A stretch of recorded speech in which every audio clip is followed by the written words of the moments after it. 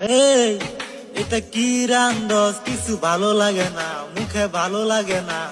রান্না বাড়ি তুই কি বুইলা গেছত নি? হ্যাঁ, বুইলা গেছত নি? আগে যদি রাঁধছি সবজি গো, খালি সাইটা সাইটা খাইছো তুমি গো। এখন কেন ভালো লাগে না গো, বুঝি না তোমার চলছা তুরি গো। এ আমি কি চলতা তুরি করলাম রে?